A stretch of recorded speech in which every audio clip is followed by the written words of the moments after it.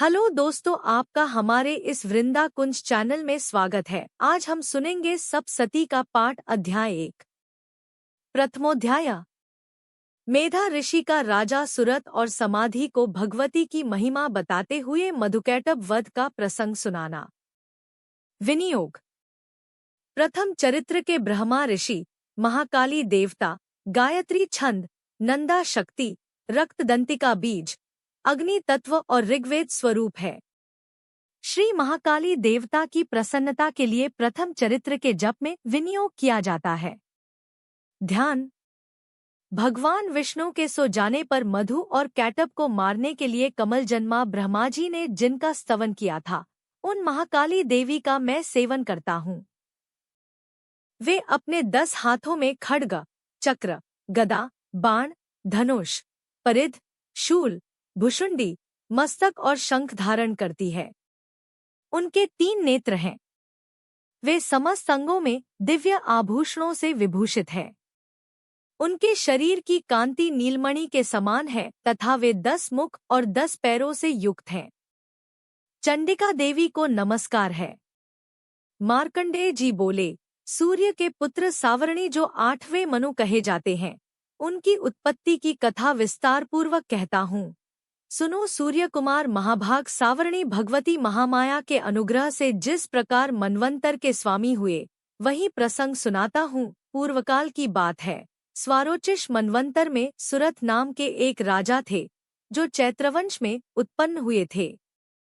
उनका समस्त भूमंडल पर अधिकार था। वे प्रजा का अपने औरस पुत्रों की भांति धर्मपूर्वक पालन करते थे, तो भी उस समय कोलाविध्वंसी नाम के क्षत्रिय उनके शत्रु हो गए। राजा सुरत की दंडनीति बड़ी प्रबल थी। उनका शत्रुओं के साथ संग्राम हुआ। यद्यपि कोलाविध्वंसी संख्या में कम थे, तो भी राजा सुरत युद्ध में उनसे परास्त हो गए। तब वे युद्ध भूमि से अपने नगर को लौट आए और केवल अपने देश के राजा होकर रहने लगे। समूची पृथ्वी से अब उनका अधिकार जाता रहा, किंतु वहां भी उन प्रबल शत्रुओं ने उस समय महाभागराजा सुरत पर आक्रमण कर दिया। राजा का बल क्षीण हो चला था, इसीलिए उनके दुष्ट, बलवान एवं दुरात्मा मंत्रियों ने वहां उनकी राजधानी में भी राजकीय सेना और खजाने को हथिया लिया। सुरत का प्रभुत्व नष्ट हो चुका था, इसीलिए वे शिकार खेलने के बहाने घोड़े पर सवार हो वहां से अकेले ही एक घने जंगल में चले गए। वहां उन्होंने विप्रवर मेधा मुनि का आश्रम देखा, जहां कितने ही हिंसक जीव अपनी स्वाभाविक हिंसावृत्ति छोड़कर परम शांत भाव से रहते थे। मुनि के बहुत से शिष्य उस वन की शोभा बढ़ा रहे थे। वहां जाने पर मुनि ने उनका सत्कार किया और वे उन मुनिश्रेष्ठ के आश्रम पर इधर-उधर विचरते हुए कुछ काल तक रहे। 11 फिर ममता से आकृष्टचित्त होकर वहां इस प्रकार चिंता करने लगे, पूर्व काल में मेरे पूर्वजों ने जिसका पालन किया था, वही नगर आज मुझसे रहित है। पता नहीं मेरे दुराचारी भृत्यगण उसकी धर्मपूर्वक रक्षा करते हैं या नहीं। जो सदा मद की वर्षा करने वाला और शूरवीर था, वह मेरा प्रधान हाथी अब शत्रुओं के अधीन होकर न जाने किन भोगों को भोगता होगा। जो लोग मेरी कृपा, धन और भोजन पाने से सदा मेरे पीछे पीछे चलते थे, वे निश्चय ही अब दूसरे राजाओं का अनुसरण करते होंगे। उन अपव्ययी लोगों के द्वारा सदा खर्च होते रहने के कारण अत्यंत कष्ट से जमा किया हुआ मेरा वह खजाना खाली हो जाएगा। ये तथा और भी कई बातें राजा सुरत निरंतर सोचते रहते थे। एक दिन उन्होंने वहां विप्रवर मेधा के आश्रम के निकट एक वैश्य को देखा और उससे पूछा, भाई, तुम कौन हो? यहाँ तुम्हारे आने का क्या कारण है? तुम क्यों शोकग्रस्त और अनमने से दिखाई देते हो? राजा सुरत का यह प्रेमपूर्वक कहा हुआ वचन सुनकर वैश्य ने विनीत भाव से उन्हें प्रणाम करके कहा। वैश्य बोला, राजन, मैं धनियों के कुल में उत्पन्न एक वैश्य हूँ। मेरा नाम समाधि है। मेरे दुष्ट स्त्री पुत्रों ने धन के लोभ से मुझे घर से बाहर निकाल दिया है। मैं इस समय धन, स्त्री और पुत्रों से वंचित हूँ। मेरे विश्वसनीय बंधुओं ने मेरा ही धन लेकर मुझे दूर कर दिया है, इसीलिए दुखी होकर मैं वन में चला आया हूँ। यहाँ रहकर मैं इस बात को नहीं जानता कि मेरे पुत्रों की, स्त्री की और स्वजनों की कुशल है या नहीं। इस समय घर में वे कुशल से रहते हैं अथवा उन्हें कोई कष्ट है। वे मेरे पुत्र कैसे हैं? क्या वे सदाचारी हैं अथवा दुराचारी हो गए हैं? राजा ने पूछा, जिन लोभी स्त्री पुत्र आदि ने धन के कारण तुम्हें घर से निकाल दिया, उनके प्रति चित्त में इतना स्नेह का बंधन क्यों है? वैश्य बोला, आप मेरे विषय में जैसी बात कहते हैं वह सब ठीक है, किंतु क्या करूं, मेरा मन निष्ठुरता नहीं धारण करता। जिन्होंने धन के लोभ में पड़कर पिता के प्रति स्नेह, पति के प्रति प्रेम तथा आत्मीयजन के प्रति अनुराग को तिलांजलि दे मुझे घर से निकाल दिया है, उन्हीं के प्रति मेरे हृदय में इतना स्नेह है। महामते, गुणहीन बंधुओं के प्रति भी जो मेरा चित्त इस प्रकार प्रेम मग्न हो रहा है, यह क्या है, इस बात को मैं जानकर भी नहीं जान पाता। उनके लिए मैं लंबी सांसें ले रहा हूँ और मेरा हृदय अत्यंत दुखित हो रहा है। उन लोगों में प्रेम का सर्वथा अभाव है, तो भी उनके प्रति जो मेरा मन निष्ठुर नहीं हो पाता, इसके लिए क्या करूं? मार्कंडेय जी कहते हैं, ब्राह्मण तदंतर राजाओं में श्रेष्ठ सुरथ और वह समाधि नामक वैश्य दोनों साथ साथ मेधा मुनि की सेवा में उपस्थित हुए और उनके साथ यथायोग्य न्यायानुकूल विनयपूर्ण बर्ताव करके बैठे। तत्पश्चात वैश्य और राजा ने कुछ वार्तालाप आरंभ किया। राजा ने कहा, भगवन, मैं आपसे एक बात पूछना चाहता हूँ, उसे बताइए। मेरा चित्त अपने अधीन न होने के कारण वह बात मेरे मन को बहुत दुख देती है। जो राज्य मेरे हाथ से चला गया है, उसमें और उसके संपूर्ण अंगों में मेरी ममता बनी हुई है। मुनिश्रेष्ठ, यह जानते हुए भी कि वह मेरा नहीं है, अज्ञानी की भांति मुझे उसके लिए दुख होता है। यह क्या है? इधर यह वैश्य भी घर से अपमानित होकर आया है। इसके पुत्र स्त्री और भृत्यों ने इसे छोड़ दिया है, स्वजनों ने भी इसका परित्याग कर दिया है, तो भी यह उनके प्रति अत्यंत हार्दिक स्नेह रखता है। इस प्रकार यह तथा मैं दोनों ही बहुत दुखी हैं, जिसमें प्रत्यक्ष दोष देखा गया है। उस विषय के लिए भी हमारे मन में ममता जनित आकर्षण पैदा हो रहा है। महाभाग, हम दोनों समझदार हैं, तो भी हम में जो मोह पैदा हुआ है, यह क्या है? विवेक शून्य पुरुष की भांति मुझमें और इसमें भी यह मूढ़ता प्रत्यक्ष दिखाई देती है। ऋषि बोले, महाभाग, विषयमार्ग का ज्ञान सब जीवों को है, इसी प्रकार विषय भी सबके लिए अलग अलग हैं। कुछ प्राणी दिन में नहीं देखते और दूसरे रात में ही नहीं देखते, तथा कुछ जीव ऐसे हैं जो दिन और रात्रि में भी बराबर ही देखते हैं। यह ठीक है कि मनुष्य समझदार होते हैं, किंतु केवल वे ही ऐसे नहीं होते। पशु, पक्षी और मृग आदि सभी प्राणी समझदार होते हैं। मनुष्यों की समझ भी वैसी ही होती है जैसी उन मृग और पक्षियों की होती है, तथा जैसी मनुष्यों की होती है वैसी ही उन मृग पक्षी आदि की होती है। यह तथा अन्य बातें भी प्रायः दोनों में समान ही हैं।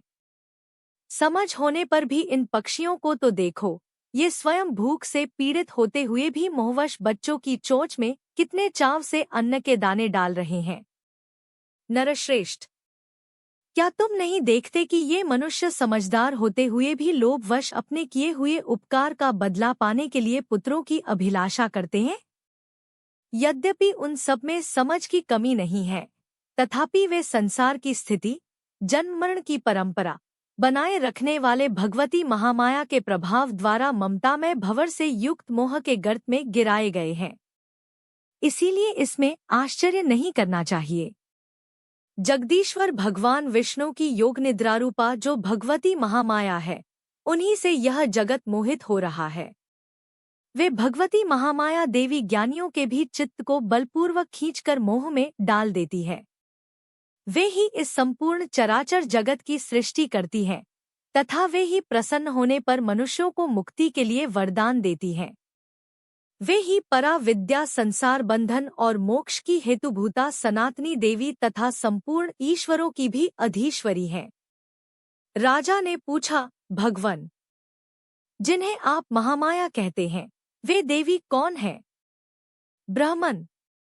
उनका आविर्भाव कैसे हुआ तथा उनके चरित्र कौन कौन है?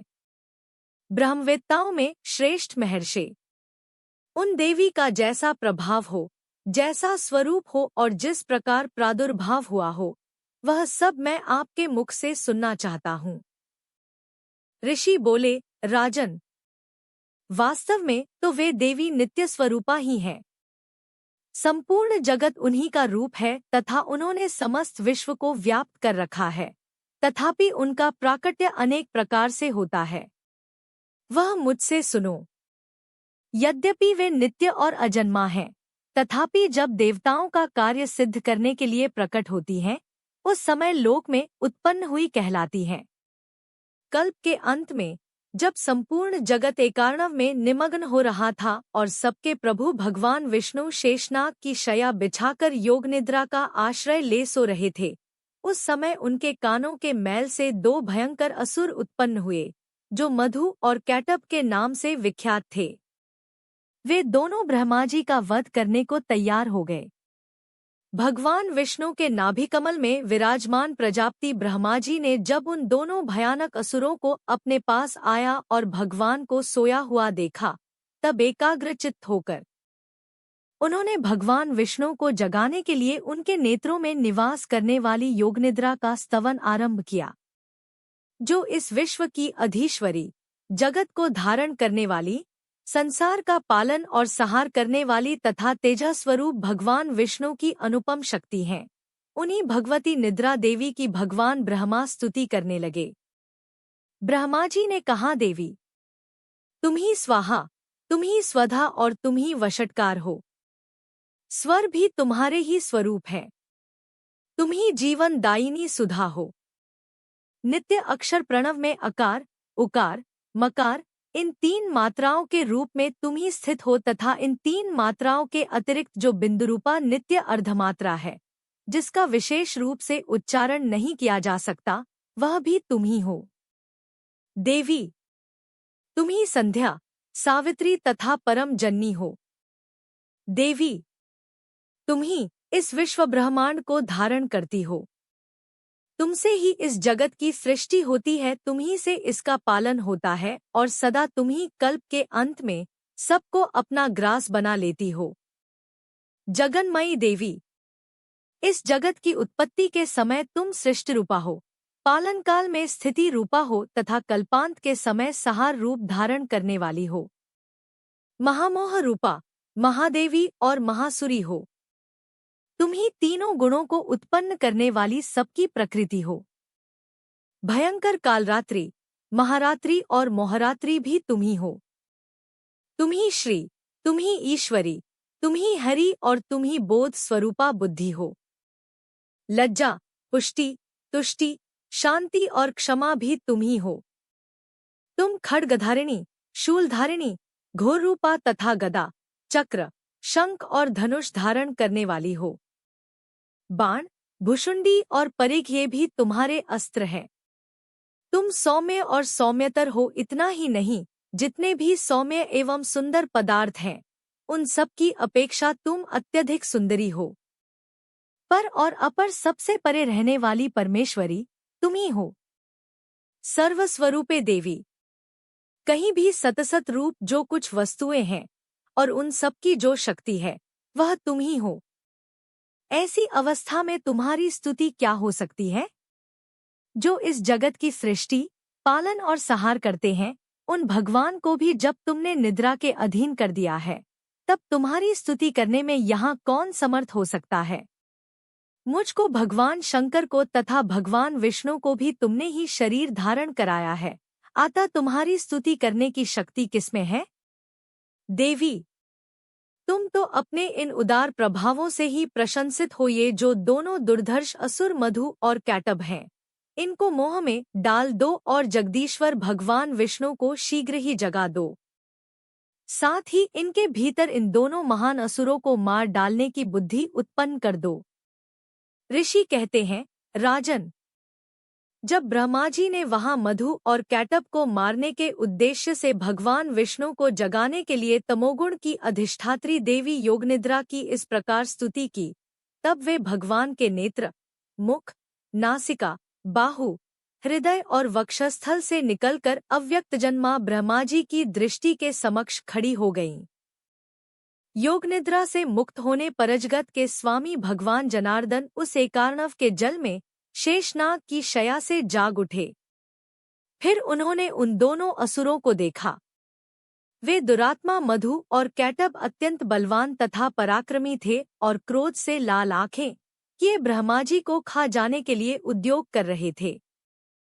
तब भगवान श्रीहरि ने उठकर उन दोनों के साथ 5000 वर्षों तक केवल बाहुयुद्ध किया। वे दोनों भी अत्यंत बल के कारण उन्मत्त हो रहे थे।